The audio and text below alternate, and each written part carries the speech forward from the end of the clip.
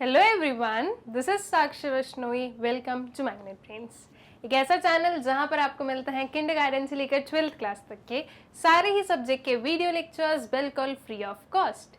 Magnet Brains पर आपको कुछ चैप्टर्स या कुछ वीडियोस देखने के बाद में किसी भी काइंड ऑफ सब्सक्रिप्शन को परचेज करने की ज़रूरत नहीं है, क्योंकि हम प्रोवाइड करते हैं आपको क्वालिटी एजुकेशन, वो भी बिल्कुल free of cost. Magnet Brains पर आपको वीडियो लेक्चर्स मिलते हैं related to your school education, साथ ही साथ for your competitives also. That means यहाँ पर आपको सब कुछ मिलेगा एकदम free of cost and quality content के साथ में। इसी अच्छी बात से स्टूडेंट्स स्टार्ट करते हैं अपने इस लेक्चर को, जिसमें हम लोग पढ़ने वाले हैं अपनी क्लास 12th इकोनॉमिक्स में जो हमारी बुक है इंडियन इकोनॉमिक डेवलपमेंट। इसका जो हमारा चैप्टर है, chapter 9, that is environment and sustainable development. इसके केस बेस्ड क्वेश्चंस को हम लोग पढ़ने वाले हैं। नाउ जब हम बात करते हैं case based type of questions की, तो इसमें आपके क्वेश्चंस कैसे आते हैं? आपके पास में एक केस स्टडी गिवन होती है एंड उस पर बेस्ड आपके पास में कुछ क्वेश्चंस गिवन होते हैं। नाउ आपका अप्रोच क्या होना चाहिए स्टूडेंट्स? आपको सबसे पहले जो क्वेश्चंस है वो पढ़ने हैं, उसके बाद में आपकी जो केस स्टडी होती है उसे पढ़ना होता है, ठीक है। मैं एट प्रेजेंट यहाँ पर पहले केस स्टडी पढ़ूंगी फिर क्वेश्चन पढ़ूंगी। रीजन बीइंग कि जब मैं इतनी बार ऐसे स्लाइड चेंज करूंगी तो ये चीज आपके लिए कंफ्यूजिंग हो जाएगी, साथ ही साथ मेरे लिए भी कंफ्यूजिंग हो जाएगी। इसलिए हम लोग पहले यहाँ पर केस स्टडी पढ़ेंगे एंड फिर क्वेश्चंस पढ़ेंगे। लेकिन जब आप लोग इसे सॉल्व करोगे अपने एग्जाम में तो आपको क्या करना है? आपको पहले क्वेश्चंस पढ़ना है फिर केस स्टडी पढ़नी। नाउ एक और चीज ध्यान देना स्टूडेंट्स, वो ये है कि ये जो केस स्टडी आपके पास में आती है यह आपके लिए कोई अनसीन पैसेज नहीं है, ठीक है। जैसे हिंदी और इंग्लिश में हमारे पास में अनसीन कॉम्प्रिहेंशंस आते हैं, अनसीन पैसेजेस आते हैं, वैसे ये चीज अनसीन नहीं है। तो जब हम बोल रहे हैं कि ये अनसीन नहीं है, ये आपके सिलेबस का पार्ट है, तो इस पर बेस्ड जो क्वेश्चंस है वो भी आपके सिलेबस का पार्ट है। अब ऐसा हो सकता है कि आपके पास में जो क्वेश्चन आया है वो आपके केस स्टडी में कहीं पर गिवन ना हो, ठीक है, उससे रिलेटेड कोई बात ना हुई हो, तो क्या आप ऐसा बोल दोगे कि ये जो है हमारे सिलेबस का पार्ट नहीं है, ये हमारी केस स्टडी में तो पूछे ही नहीं, तो हम कैसे आंसर करें? बिल्कुल नहीं बोल सकते हो, क्योंकि वो एट द एंड आपके सिलेबस के अंदर से आया है, ठीक है। ऐसा नहीं कि सिलेबस के बाहर से आ गया तो आप ये चीज बोल पाओ। ऑल राइट, तो ये चीज आप लोगों को ध्यान रखनी है। और ऐसा बिल्कुल होता है कि आपके पास में जो क्वेश्चंस पूछे जाते हैं वो हो सकता है कि वो जो है आपकी केस स्टडी से रिलेटेड ना हो, तो भी आपको जो है उन्हें आंसर तो करना होगा, because they are the part of your syllabus. All right, so I guess इतनी बात क्लियर है। अब चलते हैं अपनी जो फर्स्ट वाली केस स्टडी है इसकी तरफ, और क्या गिवन है और इसके जो क्वेश्चंस हैं इन्हें हमें कैसे आंसर करना है ये चीज हम लोग देख लेते हैं। तो स्टार्ट करते हैं इससे। Read the following information careful and answer the question 1 to 6 on the basis of the same. Now एक चीज और ध्यान रखने की, जो आपकी केस स्टडी आती है स्टूडेंट्स, ये मान लो 5 मार्क्स की आई है, तो आप देखोगे मोस्टली यही चीज होती है कि आप ये देखोगे कि यहाँ पर जो आपके क्वेश्चंस आएंगे वो 5 क्वेश्चंस आ जाएंगे, 1 मार्क्स फॉर ईच क्वेश्चन। तो यहाँ पर जो आपको आंसर लिखने होते हैं वो बहुत बड़े बड़े आंसर नहीं लिखने होते हैं, आप उसको 1 लाइन 2 लाइन में कंप्लीट कर दो, कोई दिक्कत नहीं है, मोर देन सफिशिएंट है। बिकॉज हर एक क्वेश्चन का जो है वेटेज 1 मार्क का ही होता है, तो आपको 1 मार्क का सोच के ही जो है उसे आंसर करना होगा। ऑल राइट, अब देख लें इस केस स्टडी में क्या गिवन है। The ideology of sustainable development refers to the process of development in a sustainable way.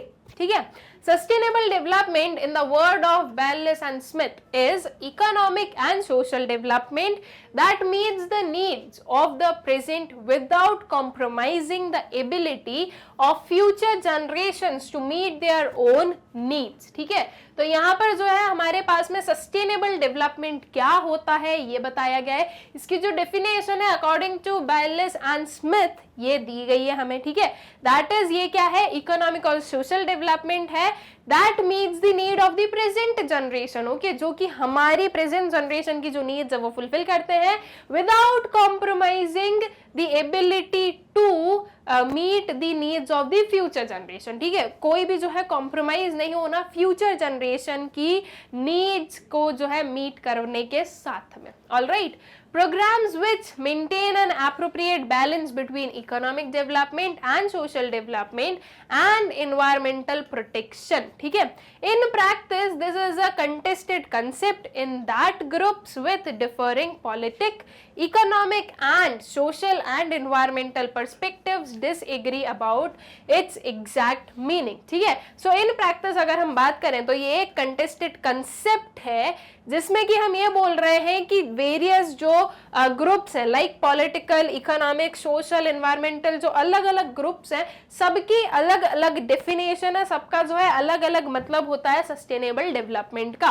तो एग्जैक्ट मीनिंग जो है वो हमें यहाँ से कहीं से भी जो है नहीं मिलता है, मतलब कि एग्जैक्ट मीनिंग जो है वो सबका डिफर करता है। ओके, नहीं मिलता है वाली चीज थोड़ी गलत होगी, सबका जो है डिफर करता है व्हाट इज सस्टेनेबल डेवलपमेंट इस चीज से related. Okay, now though there were few discussions about the importance of the environment in the era of the Aristotle and Montesquieu, but as the development activities of those days were not identical to these days, the environment had not degraded as it is today, and hence importance of sustainable development was not realized. ठीक है, तो कुछ discussions हुए थे किस चीज पर, importance of environment पर। किसके एरा में?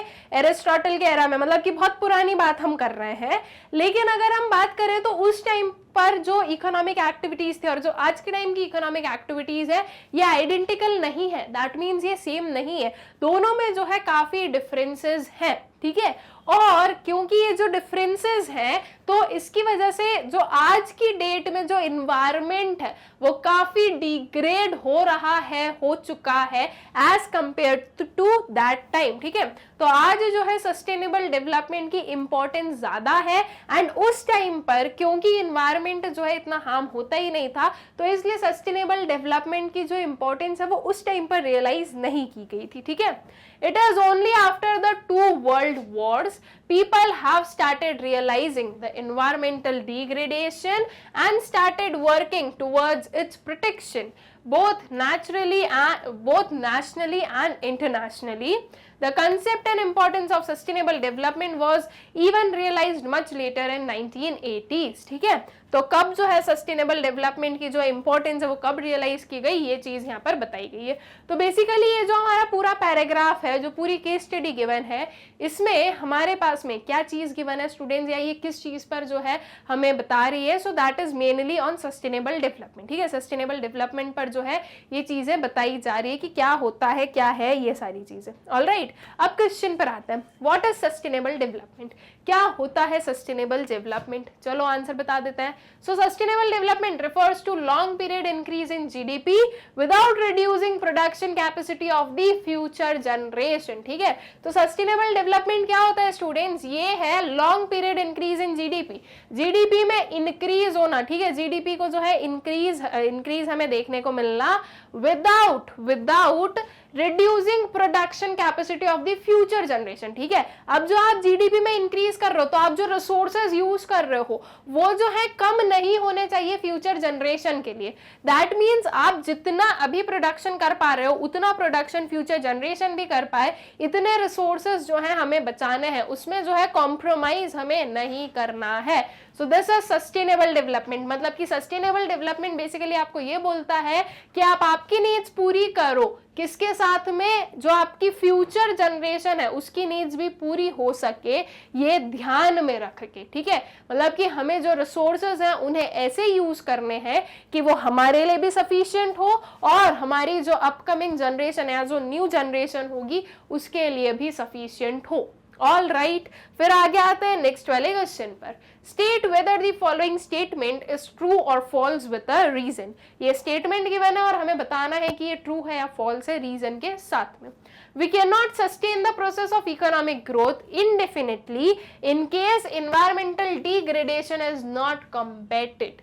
हम जो है सस्टेन नहीं कर सकते हैं इकोनॉमिक ग्रोथ की जो प्रोसेस है इनडेफिनेटली, मतलब कि जो इकोनॉमिक ग्रोथ है उसे हम इनडेफिनेट टाइम तक जो है सस्टेन नहीं कर सकते हैं अगर इन्वायरमेंटल डिग्रेडेशन नहीं रुका तो। अगर इन्वायरमेंटल डिग्रेडेशन को नहीं रोका गया तो क्या ये बात सही है? ये से बिल्कुल ट्रू है। अगर स्टूडेंट्स हमारा इन्वायरमेंट ही डिग्रेड हो जाएगा तो हम जो है इकोनॉमिक ग्रोथ कैसे करेंगे, क्योंकि हमारे जो इकोनॉमिक ग्रोथ के लिए हमें जो चीजों की जरूरत है that is more and more production की जरूरत है। तो प्रोडक्शन के लिए रिसोर्सेज की जरूरत है जो कि इन्वायरमेंट हमें प्रोवाइड करता है। तो अगर इन्वायरमेंट डिग्रेड हो जाएगा तो वो जो रिसोर्सेज है वो डिग्रेड हो रहे हैं। अब जब रिसोर्सेज डिग्रेड हो रहे हैं तो जो प्रोडक्शन है, जो जीडीपी है, जो इकोनॉमी है वो ग्रो नहीं कर सकती है। ठीक है, तो एक इनडेफिनेट टाइम तक जो है आपकी इकोनॉमी ग्रो नहीं कर सकती है इफ आपकी कंट्री में जो है या हम बोले कि आपका जो एनवायरनमेंट है वो अगर डिग्रेड होता हुआ आप नहीं रोक पा रहे हो तो। ठीक है, so true because environmental degradation reduces production capacity of future generations. ठीक है, इनडेफिनेट टाइम पीरियड मतलब कि आपको पता ही नहीं है, तो इनडेफिनेटली हम नहीं बोलेंगे इस चीज को। All right, so I guess ये क्वेश्चन क्लियर है। नेक्स्ट वाले क्वेश्चन पर आ जाए। Define environment. अब एनवायरमेंट क्या होता है? सो बेसिकली एनवायरमेंट क्या है? Totality of all planetary resources. ठीक है, चाहे वो लिविंग बीइंग्स हो चाहे वो नॉन लिविंग बीइंग्स हो, सारे जितने भी रिसोर्सेस हैं वो सारे मिलकर, वो सारे जो है एक साथ में हम क्या बोलते हैं? This is environment. ठीक, तो इसका जो है आंसर हम लिखते हैं environment is defined as all those condition and their effects which influence human life। ठीक है, ह्यूमन लाइफ को इन्फ्लुएंस करने वाली हर एक कंडीशन और उनके हर एक जो इफेक्ट है वो आपका एनवायरमेंट कहलाता है। ऑलराइट, जो सारे रिसोर्सेज वो अल्टीमेटली ह्यूमन लाइफ को अफेक्ट करते ही है, तो वो है हमारा एनवायरमेंट। ठीक है, फिर आ जाओ नेक्स्ट क्वेश्चन पर। What are biotic elements of the environment? बहुत ही इजी क्वेश्चन है। बायोटिक एलिमेंट्स क्या होते हैं एनवायरमेंट के? That are living organism. ठीक है, तो वो आ जाएंगे आपके बायोटिक एलिमेंट्स में। सो बायोटिक और living elements of environment include all kinds of living creatures like plant and animals which impact human life. ठीक है, सो बायोटिक या फिर हम क्या बोल रहे हैं, लिविंग एलिमेंट्स क्या हो गए एनवायरमेंट के? वो सारे काइंड ऑफ लिविंग क्रिएचर्स हो गए, जैसे कि प्लांट हो गए, एनिमल्स हो गए, जो कि ह्यूमन लाइफ को इम्पैक्ट करते हैं। ठीक है, तो सारे जो भी लिविंग क्रिएचर्स हैं वो आपके बायोटिक एलिमेंट्स में आ गए। Then next question, what is afforestation campaign? Afforestation campaign क्या है? आपने एक वर्ड सुना है deforestation. What is deforestation? Forest को कट कर देना। ठीक है, फॉरेस्ट को डिस्ट्रॉय कर देना इज नोन एज डिफॉरेस्टेशन। वही हम बोले अफॉरेस्टेशन, तो ये क्या होता है? फॉरेस्ट को बढ़ाना। ठीक है, ज्यादा से ज्यादा ट्रीज प्लांट करना, this is afforestation. So what is afforestation campaign? So afforestation campaign is an attempt to fit the moral of the people for afforestation और for growing more and more forest. ठीक है, for growing what? More and more forest. या फिर हम बोले कि ऐसी campaign जो कि लोगों का जो है मोरल किस साइड शिफ्ट कर रही है, बढ़ा रही है, कि आप ज्यादा से ज्यादा जो है ट्रीज को प्लांट करो, फॉरेस्ट को बढ़ाओ। This is afforestation campaign. All right, फिर नेक्स्ट वाला क्वेश्चन है, what are abiotic elements of environment? Abiotic elements क्या होते हैं एनवायरमेंट के? बहुत ही इजी चीज है, abiotic that is non living organism. ठीक है, तो वो सारे नॉन लिविंग एलिमेंट्स हमारे एनवायरमेंट के जो कि हमारी लाइफ को अफेक्ट करते हैं, वो सारी चीजें जो है वो आपके अबायोटिक एलिमेंट्स में आ जाते हैं। सो अबायोटिक और physical elements of environment include land, water, climate, mountains, minerals and all other resources which nature has provided to us as a free gift। ठीक है, तो अबायोटिक या फिर फिजिकल एलिमेंट्स में हम क्या बोल रहे हैं कि वो सारी चीजें जैसे कि लैंड, वाटर, क्लाइमेट, माउंटेन्स हो गए, मिनरल्स हो गए, अदर रिसोर्सेज हो गए, जो कि जो है इन्वायरमेंट ने, नेचर ने हमें प्रोवाइड किया है एज अ फ्री गिफ्ट, वो सारी चीजें आपकी अबायोटिक एलिमेंट्स में आती है। ठीक है, सो आई गेस ये जो 1 to 6 क्वेश्चंस है ये आप लोगों को अच्छे से क्लियर हो गए। ये जो 6 क्वेश्चंस है हमारे फर्स्ट वाले केस पर बेस्ड थे। अब इसी के साथ में हम लोग अपने नेक्स्ट वाले केस पर आ जाएं। First case I hope so अच्छे से क्लियर हो गया है। अब आते हैं नेक्स्ट वाले केस पर। Read the following information carefully and answer the question 7 to 12 on the basis of the same। अब 7 to 12 क्वेश्चंस जो है वो हमें इसके बेसिस पर जो है आंसर करने होंगे। पढ़ लेते हैं क्या गिवन है यहाँ पर। An increase in industrialization, urbanization and infrastructure development is progressively taking away considerable areas of land from agriculture, forestry, grassland and pasture and unused lands with wild vegetations। ठीक है, तो जो इंक्रीज है किस चीज में, इंडस्ट्रियलाइजेशन में, अर्बनाइजेशन में एंड इंफ्रास्ट्रक्चर डेवलपमेंट में, इसने जो है प्रोग्रेसिवली क्या ले लिया है, या प्रोग्रेसिवली हमें क्या देखने को मिला है कि जो कंसिडरेबल एरिया है लैंड का वो ले लिया है अपने under industrialisation, urbanisation and infrastructure development में। और ये जो एरिया है ये आपके एग्रीकल्चर हो गया, फॉरेस्ट्री हो गया, ग्रास लैंड हो गया, ये सारी चीजें, ठीक है, अनयूज्ड लैंड हो गया, तो ये सारी जो चीजें हैं, ये जो लैंड है इसे इनके अंडर ले लिया गया है और ये प्रोग्रेसिवली लेते जा रहे हैं, मतलब कि ये चीज बढ़ती जा रही है, ठीक है। फॉरेस्ट को कट कर कर जो है वहां पर इंडस्ट्रीज बनाई जा रही है, वहां पर जो है कमर्शियल एरियाज बनाए जा रहे हैं, तो ये सारी चीजें जो है हमें यहाँ पर देखने को मिल रही है। Open cast mining is of particular focus because it disturbs the physical, chemical and biological features of the soil and alters the socio-economic features of a region, ठीक है। फिर उसके बाद में negative effects of mining are water scarcity, ब्लू to lowering of water table, soil contamination, plant और total loss of flora and fauna, air and water pollution and acid mine drainage. Overburden removal from the mine area result in significant loss of vegetation and rich topsoil, ठीक है। तो अब जो है इसके बाद में हमें जो वेरियस माइनिंग की जो वेरियस हम बोलेंगे नेगेटिव इफेक्ट्स है वो यहाँ पर बताए गए हैं इस वाले चीज में कि भाई इन माइनिंग की वजह से क्या क्या चीजें हो रही है। बेसिकली हमने देखा कि हर एक उसमें जो है इन्वायरमेंट क्या हो रहा है, डिग्रेड हो रहा है हमारा। Overburden removal is normally done by blasting or using excavators, resulting in generation of large volumes of waste, soil debris and other material. Open pit mines produce 8 to 10 times as much waste as underground mines, ठीक है। तो यहाँ पर जो है basically mines के बारे में हमें वेरियस चीजें बताई गई है कि इनसे जो है इन्वायरमेंट पर क्या क्या नेगेटिव इफेक्ट हमें देखने को मिल रहा है। अब जो क्वेश्चंस है उस पर आते हैं, जो 7 to 12 क्वेश्चंस जो कि हमारे इस वाले केस पर बेस्ड है, ये देख लेते हैं। जो आपका क्वेश्चन है पहला वाला वो क्या है, डिफाइन डिफॉरेस्टेशन। डिफॉरेस्टेशन क्या होता है, फॉरेस्ट को कट कर देना, ठीक है, फॉरेस्ट को क्लीन कर देना, this is deforestation. So deforestation occurs when trees are felled to meet the growing demand for wood and other forest products, ठीक है। तो डिफॉरेस्टेशन हम क्या बोल रहे हैं, ट्रीज को काट देना किस चीज के लिए, जो ग्रोइंग डिमांड ऑफ वुड है या फिर जो अदर फॉरेस्ट प्रोडक्ट्स की जो ग्रोइंग डिमांड है उसे फुलफिल करने के लिए। या हम ये भी बोल सकते हैं कि ग्रोइंग डिमांड ऑफ लैंड, ये भी इसमें जो है आपकी डिफॉरेस्टेशन में बिल्कुल आ सकता है, ठीक है। So deforestation is basically what, forest को कट कर देना, ठीक है, डिस्ट्रॉय कर देना। उसके बाद में नेक्स्ट है what is degradation of land. Land का डिग्रेडेशन, इससे क्या मतलब हमें समझ में आता है, या डिग्रेडेशन ऑफ लैंड का क्या मतलब होता है वो देख लें।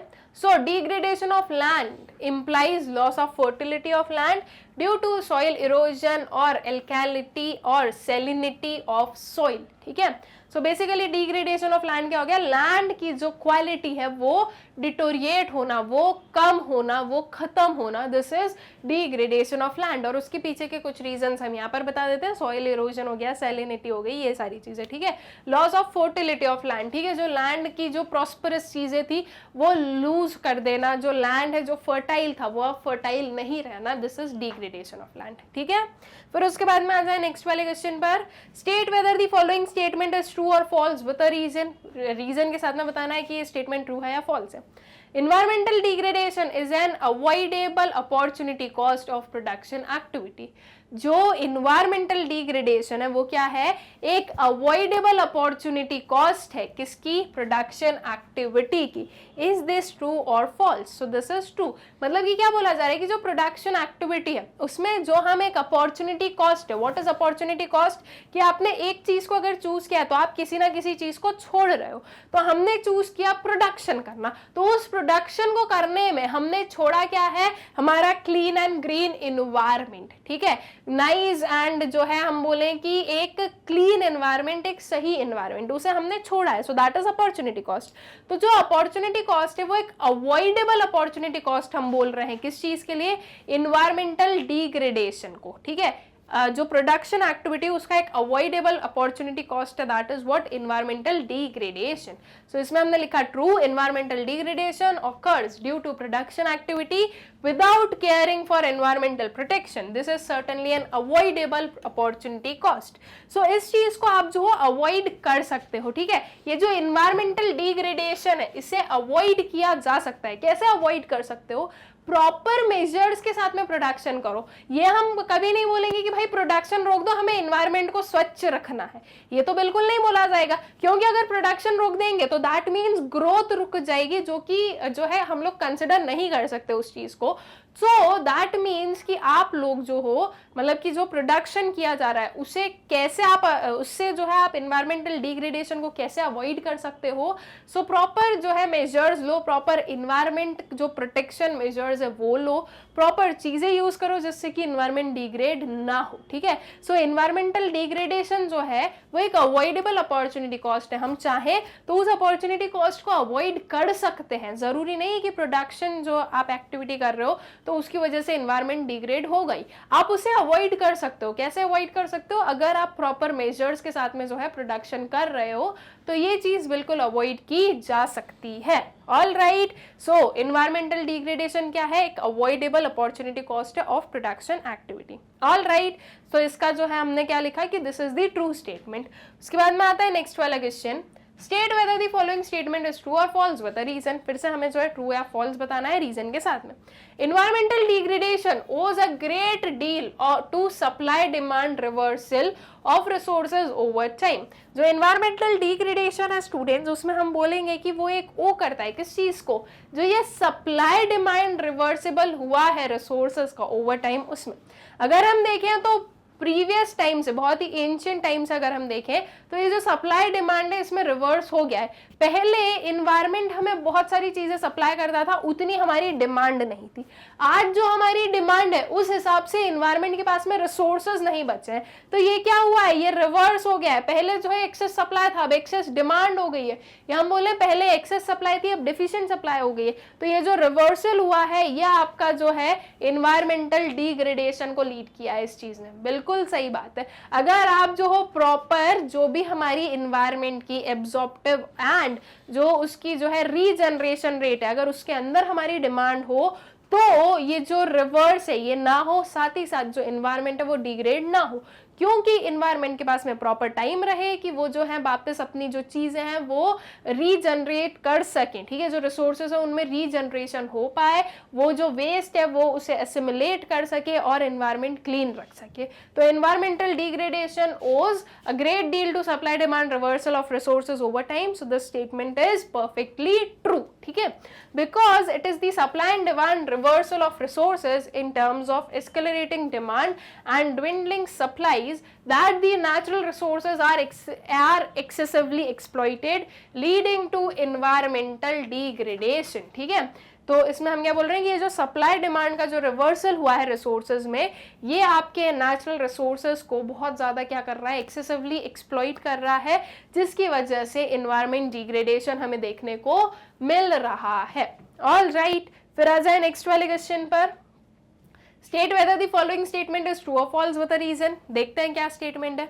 In India pollution control can go a long way in combating environmental degradation, ठीक है। क्या बोला गया है कि इंडिया में जो पोल्यूशन कंट्रोल है वो एक जो है काफी हमें जो है हद तक सही लग सकता है। हम बोले कि पॉल्यूशन जो पॉपुलेशन कंट्रोल है उसकी वजह से जो है एनवायरमेंटल डिग्रेडेशन रोका जा सकता है। So this statement is true और फॉल्स। तो हमने बताया कि this is true because excessive pressure on land has led to massive deforestation, ठीक है। क्या हो रहा है कि हमारी कंट्री की जो डेंसिटी है, दैट मीन्स जो पॉपुलेशन है वो बहुत ज्यादा है एंड जो एरिया है वो कम है। तो जब एरिया कम है, पॉपुलेशन ज्यादा है, तो अब इतने लोगों के लिए लैंड होना जरूरी है, जिसकी वजह से जो है डिफॉरेस्टेशन हो रहा है। तो ये जो है आपका लैंड की जो है, लैंड पर इसका जो है बहुत ज्यादा प्रेशर पड़ रहा है बिकॉज ऑफ डिफॉरेस्टेशन। तो अगर पॉपुलेशन कंट्रोल की जाए तो कुछ हद तक जो है हम एनवायरमेंटल डिग्रेडेशन को कंट्रोल कर पाएंगे। साथ ही साथ जो वेरियस रिसोर्सेज हैं उनकी भी कम जरूरत पड़ेगी। जितनी ज्यादा पॉपुलेशन उतनी ज्यादा डिमांड, जितनी कम पॉपुलेशन उतनी कम डिमांड, ठीक है। तो अगर पॉपुलेशन कंट्रोल में आएगी तो ये जो सारे रिसोर्सेज हैं इनकी जो डिमांड है वो भी कंट्रोल की जा सकेगी, ठीक है। सो ये स्टेटमेंट भी क्या है हमारी, एकदम ट्रू है। ऑल राइट, फिर आ जाए नेक्स्ट वाले क्वेश्चन पर, what is social forestry. Social forestry हम किसे कहते हैं, तो इसका आंसर देख लो। Social forestry refers to the protection of the forest through और by collective efforts of people of an area, ठीक है। तो सोशल फॉरेस्ट्री का मतलब क्या हो गया कि फॉरेस्ट को प्रोटेक्ट करना। कैसे प्रोटेक्ट करना, जो उस एरिया के जो लोग हैं उनके कलेक्टिव इफेक्ट्स से, ओके। दैट मीन्स जब सारे लोग एक साथ में जो है उनके जो एफर्ट्स हैं उनकी वजह से अगर फॉरेस्ट जो है वो बच रहे हैं, अगर वो सेव किए जा रहे हैं, वो प्रोटेक्ट किए जा रहे हैं, तो इसे हम कहते हैं social forestry. That means socially सब लोगों ने एक साथ में क्या किया, एक फॉरेस्ट को बचाया है, ठीक है। So that is what social forestry. All right, so I guess ये जो हमारे 7 to 12 क्वेश्चंस हैं ये भी आप लोगों को अच्छे से क्लियर हो गए हैं, ओके। ये जो 7 to 12 क्वेश्चंस हैं ये हमारे बेस थे हमारी केस स्टडी 2 पर, जो कि आई होप सो अच्छे से क्लियर हो गई है। अब इसके बाद में एक और केस स्टडी देख लेते हैं और उसमें भी देख लेते हैं कि कैसे जो है हमें अपने क्वेश्चंस को आंसर करना है, okay. So read the following information carefully and answer the question 12 to 17 on the basis of same. क्या है देख लेते हैं। यहाँ पर 12 की जगह 13 कर लेना। 12th वाला क्वेश्चन हम लोगों ने ऑलरेडी जो है वो पढ़ लिया है, ठीक है। So no energy source is free from some type of environmental impact though energy efficiency practices properly implemented are the most environmentally friendly, ठीक है। क्या बोल रहे हैं हम कि कोई भी एनर्जी सोर्स जो है वो कंप्लीटली फ्री नहीं होता है एनवायरमेंटल इम्पैक्ट से। कोई ना कोई जो है एनवायरमेंटल इम्पैक्ट होता है उसकी वजह से, लेकिन जो एनर्जी एफिशिएंसी प्रैक्टिसेस है अगर हम उन्हें प्रॉपरली यूज करें, अगर हम उनका जो है प्रॉपर इम्प्लीमेंटेशन करें, तो हम काफ़ी हद तक जो है इन्वायरमेंट फ्रेंडली चीज़ें कर सकते हैं। हम काफ़ी हद तक जो है इन्वायरमेंट को हार्म नहीं पहुंचाएंगे, ठीक है। So while renewable energy sources such as wind and solar have clear environmental benefits compared to conventional sources, they are not free from consequences. They are not free of consequences, ठीक है। जो renewable energy sources है जैसे कि wind और solar energy है, ये environmental benefits जो है उसके साथ में चलते हैं, मतलब कि environment को हानि नहीं पहुंचाती है, clearly ये चीज़ हमें पता है। लेकिन conventional sources से अगर compare किया जाए तो इनके अलग ही क्या है, कुछ अलग ही consequences हैं, कुछ अलग ही disadvantages होते हैं, ठीक है। Even with the use of renewable resources, every kilowatt hour of electricity generated, every barrel of oil produced, every ton of uranium mined, or cubic foot of natural gas manufactured produces a laundry list of environmental damage that may include radioactive waste and abundant uranium mines and mills, acid rain and its damage to fisheries and crops, ठीक है। क्या बोला गया है कि अगर हम renewable resources of energy भी यूज करते हैं तो ये जो इतना हम बोल रहे हैं कि एवरी किलोवाट आवर जो एनर्जी प्रोड्यूस हो रही है, जो every barrel of oil produce हो रहा है, every ton of uranium mine किया जा रहा है, every cubic feet of natural gas manufacture हो रही है, इन सब में जो है इन्वायरमेंट को हम नुकसान पहुंचाते हैं, ठीक है। मतलब कि रिन्यूएबल सोर्सेज में भी कहीं ना कहीं जो है इन्वायरमेंटल डैमेज हमें देखने को मिलता है, ठीक है। वाटर डिग्रेडेशन किस टर्म्स में मिलता है, जैसे कि ये हो गया हमारा abundant uranium mines and mills, acid rain हो गया, डैमेज टू फिशरीज हो गया, क्रॉप्स हो गया, water degradation and excessive consumption, particulate pollution and cumulative environmental damage to ecosystem and biodiversity through species loss and habitat destruction, ठीक है। तो ये कुछ चीजें हैं जो कि बताई गई कि रिन्यूएबल सोर्सेज से भी जो है, रिन्यूएबल रिसोर्सेज को यूज करके भी जो है कुछ ऐसी जो है हमारे एनवायरमेंटल डैमेजेस पहुंचते हैं। अब ये हो सकता है ना कि जो रिन्यूएबल रिसोर्सेज है उनमें बहुत सारी एनर्जी जब बनती है, बहुत सारा जब हो जाता है प्रोडक्शन, उसके बाद में ये कुछ हमें डिसएडवांटेजेस देखने को मिलते हैं। और वहीं जब हम बात करते हैं जो हमारे कन्वेंशनल सोर्सेज हैं, जो नॉन रिन्यूएबल रिसोर्सेज हैं, उनमें हमें जो है ज़्यादा जो है स्पीड में इन्वायरमेंटल डिग्रेडेशन देखने को मिलता है। All right, so I guess ये जो हमारा पैसेज था इतना क्लियर है। फिर आगे चलते हैं। In monetary terms the social and environmental damage from just one type of energy worldwide electricity generation amounted to रफली $2.6 trillion in 2010. This means that continuing along the business as usual path could result in an increased cost burden, cost to government as they become saddled with heavy public health care and environmental costs, and the negative effects on economic competitiveness through loss of workforce productivity. ठीक है, सो जो monetary terms में अगर हम बात करें तो जो सोशल और एनवायरमेंटल डैमेज होता है अगर सिर्फ हम एक टाइप ऑफ एनर्जी की प्रोड्यूस करें दैट इज बात करें दैट इज इलेक्ट्रिसिटी। ठीक है, अगर हम सिर्फ और सिर्फ इलेक्ट्रिसिटी की भी बात करें स्टूडेंट्स, तो सिर्फ और सिर्फ इलेक्ट्रिसिटी से जो सोशल और एनवायरमेंटल डैमेज होता है अगर हम उसे मॉनेटरी टर्म्स में पढ़ें सो दैट इज रफली अराउंड $2.6 trillion in 2016। ठीक है, और ये जो $2.6 trillion है ये 10 और ये अब तो और ज्यादा क्या हो गया होगा, इंक्रीज हो गया होगा। और इसका मतलब क्या है, इसका मतलब ये है कि जो डे टू डे हमारी लाइफ चलती है, जो डे टू डे बिजनेस का काम चल रहा है, जो डे टू डे गवर्नमेंट का काम चल रहा है, उसमें जो है कॉस्ट का बढ़ना। ठीक है, क्योंकि ये इलेक्ट्रिसिटी जो है ये बहुत ही ज्यादा असेंशियल हो जाती है, ये एक हमारी लाइफ का जो है पार्ट बन चुकी है और बहुत ही असेंशियल पार्ट बन चुकी है। हम लोग अपनी लाइफ विदाउट इलेक्ट्रिसिटी इमेजिन नहीं कर सकते हैं। ठीक है, तो इसलिए ये वेरियस वे में जो है कॉस्ट भी इंक्रीज करती है। ऑल राइट, फिर आगे चलते हैं, इस पे क्वेश्चंस आते हैं। What is global warming?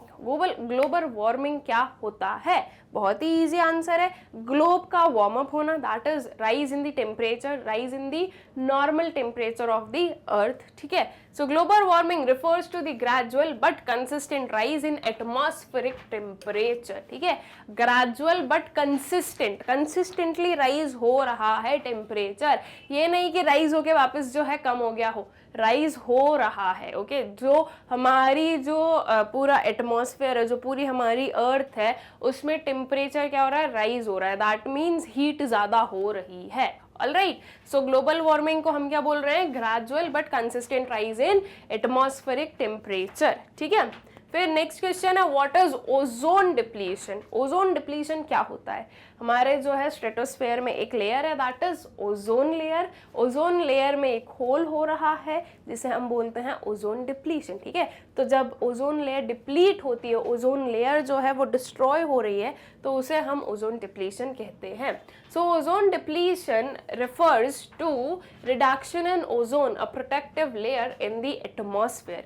This occurs owing to excessive use of cooling substances in air conditioners and refrigerators. ठीक है, क्या बोल रहे हैं हम, रिडक्शन ऑफ ओजोन।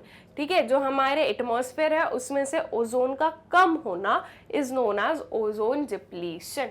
ठीक, फिर उसके बाद में नेक्स्ट क्वेश्चन है what is economic growth? Economic growth हम किसे कहते हैं? So economic growth refers to long term increase in real per capita income. ठीक है, लॉन्ग टर्म इंक्रीज, ये नहीं कि एक बार इंक्रीज हो गया, बहुत जो है हम लॉन्ग टर्म तक देख रहे हैं कि लोगों की जो पर कैपिटा इनकम है वो बढ़ रही है। What is per capita income students? जो हमारा जीडीपी होता है पूरी कंट्री का, उसे हम किससे डिवाइड करते हैं, पूरी कंट्री की पॉपुलेशन से, जो कि हमें ये बताता है कि पर पर्सन जो आपकी इनकम है वो कितनी है। ठीक है, so this is per capita income, हर एक पर्टिकुलर हेड के लिए कितनी इनकम है, कितना पैसा है। All right, so economic growth हम किसे बोलते हैं? Economic growth refers to long term increase in real per capita income. ठीक है, फिर आ जाओ नेक्स्ट क्वेश्चन पर, state whether the following statement is true और फॉल्स विद अ रीजन। ठीक है, ट्रू या फॉल्स हमें बताना है रीजन के साथ में। Environment not only saves life, it also enhances the quality of life. जो एनवायरमेंट है वो सिर्फ और सिर्फ लाइफ को सेव नहीं करता है, सिर्फ और सिर्फ लाइफ बचाता नहीं है, बल्कि एनवायरमेंट जो है वो एनहांस करता है क्वालिटी ऑफ लाइफ को। इज दिस स्टेटमेंट ट्रू और फॉल्स? बहुत ही इजी स्टेटमेंट है जिसे हम कंप्लीटली क्या बोलेंगे कि ये ट्रू है। ठीक है, अब ट्रू क्यों है उसके पीछे के हमें रीजन भी बताने होंगे। So environment saves life as it is a source of subsistence for life. It enhances the quality of life as biotic and abiotic components of environment are source of joy and pleasure. ठीक है, तो environment जो है वो life को save कैसे कर रहा है, तो इन्वायरमेंट के पास में वो सारे रिसोर्सेज हैं जिसमें कि जो लाइफ है वो पॉसिबल है, ठीक है। सबसिस्टेंस ऑफ लाइफ है, that is the source of subsistence of life, that is life को सस्टेन करने का एक सोर्स है क्या, इन्वायरमेंट, ठीक है। और इन्वायरमेंट जो है वो क्वालिटी को कैसे एनहेंस कर रहा है, हमारी लाइफ को, हमारी जो क्वालिटी ऑफ लाइफ है उसे कैसे एनहेंस कर रहा है।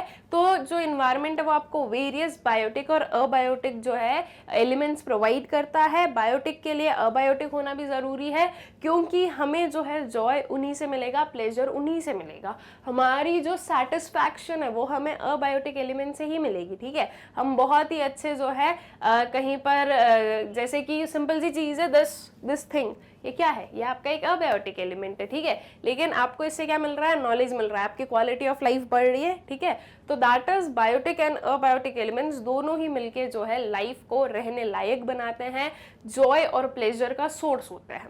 ऑल राइट, तो इसलिए हम बोल रहे हैं कि इन्वायरमेंट जो है वो सिर्फ और सिर्फ लाइफ को सेव नहीं करता है, बल्कि जो क्वालिटी ऑफ लाइफ है उसे एनहांस भी करता है। ऑल राइट, फिर आ जाए नेक्स्ट क्वेश्चन पर। State whether the following statement is true और false with a reason. Deforestation is the direct consequence of industrialisation. Deforestation जो है वो डायरेक्ट कॉन्सिक्वेंस है किसका, इंडस्ट्रियलाइजेशन का। इज दिस ट्रू स्टूडेंट्स और is this false? This is completely true. Industrialisation बढ़ रहा है, इंडस्ट्री के लिए स्पेस ज्यादा चाहिए, इंडस्ट्री को सेटअप करने के लिए लैंड चाहिए। अब इतना लैंड कहाँ से लाया जाए, तो इसके लिए क्या अल्टरनेटिव चूज किया जाता है कि फॉरेस्ट को कट कर दो, फॉरेस्ट लैंड को जो है इंडस्ट्रियल लैंड बना दो, तो ये इससे जो है हमारा जो काम है वो चल जाएगा। लेकिन वहां पर ये नहीं सोचा जा रहा है कि अगर फॉरेस्ट कट हो जाएंगे तो हमारी जो क्वालिटी ऑफ लाइफ है वो डिटोरिएट हो जाएगी एंड लॉन्ग टर्म में ये काफी जो है हार्मफुल रहेगा हमारे लिए। तो अभी के लिए जो हमें ट्रू और फॉल्स बताना है, हमने क्या बताया, दिस इज कंप्लीटली ट्रू, ठीक है।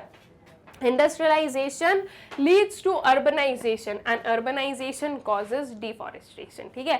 urbanization को लीड करता है industrialization और urbanization जो है वो deforestation को कॉज कर रहा है। इंडस्ट्रियल लैंड की ज़रूरत है, कमर्शियल लैंड की ज़रूरत है, रहने के लिए ये सारी चीज़ों की ज़रूरत है, तो इसके लिए जो है डिफॉरेस्टेशन किया जा रहा है। All right, so I guess ये क्वेश्चन जो है ये भी आप लोगों को अच्छे से क्लियर हो गया है, ठीक है। तो फिर यहाँ पर एक और जो है क्वेश्चन आता है हमारे सामने, that is state whether the following statement is true और फॉल्स विद अ रीजन। क्या है statement? Population explosion is the principal cause of environmental degradation. Population explosion जो है वो एक प्रिंसिपल कॉज है किसके लिए, एनवायरमेंटल डिग्रेडेशन के लिए। क्या ये चीज सही है स्टूडेंट्स? ऑब्वियस ही चीज है भाई, जितनी ज्यादा पॉपुलेशन एक्सप्लोड हो रही है, जितनी ज्यादा पॉपुलेशन बढ़ रही है, उतना ज्यादा जो है रिसोर्सेस की डिमांड बढ़ रही है, और जब डिमांड बढ़ रही है तो इतना जो है एक्सट्रैक्ट किया जा रहा है इन्वायरमेंट में से कि इन्वायरमेंट का जो रीजनरेशन रेट है उससे ज्यादा जो है हमारा एक्सट्रैक्शन रेट हो रहा है, ठीक है। सो दैट मीन्स कि अगर पॉपुलेशन कम थी, जैसे कि हम थोड़े प्रीवियस ईयर्स, प्रीवियस डिकेड्स की बात करें, नॉट ईयर्स, प्रीवियस डिकेड्स की बात करें, तो उस टाइम पर जो है डिमांड सप्लाई कैसे चलती थी, सप्लाई ज्यादा था, डिमांड कम थी। आज की डेट में रिवर्सल हो गया है, डिमांड ज्यादा हो गई है, सप्लाई कम हो गई है, ठीक है। तो बिकॉज ऑफ दिस क्या हुआ है, बिकॉज ऑफ दिस ये हुआ है कि अब जो है एनवायरमेंट की हम जो एब्जॉर्प्टिव कैपेसिटी है, ठीक है, एडेप्टिव कैपेसिटी है, उससे बाहर जो है वर्क कर रहे हैं। ऑल राइट, तो ये इसका जो आंसर है या ये जो स्टेटमेंट है ये ट्रू है या फॉल्स है? So this is exactly true, क्योंकि जब पॉपुलेशन बढ़ रही है तो रिसोर्सेज की ज़रूरत ज़्यादा है, तो ज़्यादा चीज़ों का प्रोडक्शन हो रहा है, ज़्यादा जो हमारे इन्वायरमेंट के रिसोर्सेज हैं उन्हें हम एक्सट्रैक्ट कर रहे हैं, तो अल्टीमेटली जो इन्वायरमेंटल डिग्रेडेशन है वो ज़्यादा हो रहा है, ठीक है। So due to excessive pressure of population, resources are being excessively exploited and irrationally utilised without caring for the social opportunity cost, ठीक है। तो ये जो है एक्सेसिव जो प्रेशर है पॉपुलेशन का, उसकी वजह से रिसोर्सेज जो हैं वो बहुत ही ज़्यादा एक्सेसिवली एक्सप्लॉइट किए जा रहे हैं और इररेशनली यूटिलाइज किए जा रहे हैं, बिना किसके बारे में केयर किए हुए, सोशल अपॉर्चुनिटी कॉस्ट की केयर किए बिना, ठीक है। दैट इज इसका जो एक बैड इफेक्ट है उसे बिना सोचे समझे, उसके बारे में जो है बिना हम बोलेंगे उसे बिना ध्यान में रखे जो है ये चीज़ की जा रही है। All right, so I guess ये क्वेश्चन जो है ये भी आप लोगों को अच्छे से क्लियर हो गया है। ठीक है। सो विद द स्टूडेंट्स, ये जो हमारा चैप्टर था एनवायरनमेंट एंड सस्टेनेबल डेवलपमेंट, इसके जो case based type of questions थे इसे हमने कंप्लीट कर लिया है। आई होप सो कि आप लोगों को ये चीज़ें अच्छे से क्लियर हो गई होंगी। नाउ इस वीडियो को एंड करने से पहले एक जो छोटी सी चीज़ हमें सीखनी है वो क्या है कि मैग्नेट ब्रेन्स की वेबसाइट से आपको वीडियोस कैसे एक्सेस करने हैं।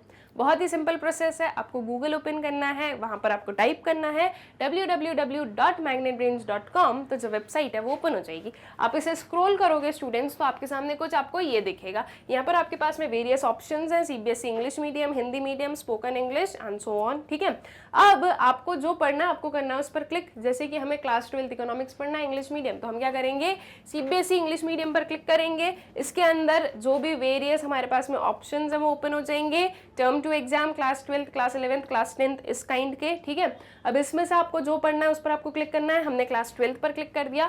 क्लास 12 पर क्लिक करने से इसके अंदर जितने भी सब्जेक्ट है उनकी जो सारी प्लेलिस्ट हैं वो आप लोगों को विजिबल हो जाएंगी। ठीक है, इसे स्क्रॉल करना है आपको। जब आप स्क्रॉल करोगे स्टूडेंट्स तो आपको कुछ ये दिखेगा। यहाँ पर आप देख सकते हो कि इकोनॉमिक्स की 4 प्लेलिस्ट है। 4 किस चीज़ के लिए, 2 for Indian economic development and 2 for macro economics. 2 क्यों है, एक संदीप गर्ग एंड एक एनसीईआरटी। ठीक है, तो अब इनमें से आपको जो भी पढ़ना है उसके ये जो वॉच नाउ है इस पर आपको क्लिक करना होगा। वॉच नाउ पर क्लिक करने से कुछ ये ओपन होगा। यहाँ पर आप लोग देख सकते हो वॉच चैप्टर वाइज वीडियोस। इसके अंदर आपके जो सारे चैप्टर्स हैं और उनके जो सारे टॉपिक्स है वो बिल्कुल सिस्टमेटिकली अरेंज्ड आपको मिल जाएंगे। फॉर एग्जाम्पल हमें जो है चैप्टर 1 का कोई वीडियो पढ़ना है तो हम इस चैप्टर 1 पर क्लिक करेंगे। इसके अंदर अवेलेबल जो 17 लेक्चर्स हैं वो आपको विजिबल होंगे। उसमें से आपको जो भी टॉपिक पढ़ना है उसके सामने वॉच नाउ का ऑप्शन है, वॉच नाउ पर कर देना क्लिक। वॉच नाउ पर क्लिक करने से जो वीडियो है वो हो जाएगा प्ले। ठीक है, अब अगर आपको नेक्स्ट वीडियो देखना है तो यहाँ पर क्लिक कर देना। नेक्स्ट वीडियो नहीं देखना है, कोई और वीडियो देखना है, यहाँ से कैंसिल कर देना। कैंसिल करने से जो वेबसाइट का होम पेज है वो फिर से ओपन हो जाएगा। फिर से सेम प्रोसेस अप्लाई करना। इसी वे में आप किसी भी क्लास के, किसी भी सब्जेक्ट के, किसी भी टॉपिक को बहुत ही ईजीली एक्सेस कर सकते हो। ऑल्सो स्टूडेंट्स, ये जो सारे वीडियोज़ हैं ये आप लोग जो मैग्नेट ब्रेन्स का ऐप है उससे भी एक्सेस कर सकते हो। सेम प्रोसेस जैसे कि आपने वेबसाइट पर अप्लाई की है, यही सेम प्रोसेस आपके ऐप पर भी आप अप्लाई करोगे तो आप वीडियो लेक्चर्स को एक्सेस कर सकते हो। ऑल्सो हमारा जो यूट्यूब चैनल है मैग्नेट ब्रेन्स, आप लोग इसे सब्सक्राइब करें, इन वीडियोज़ को ज़्यादा से ज़्यादा शेयर करें and also do like the videos. Thank you.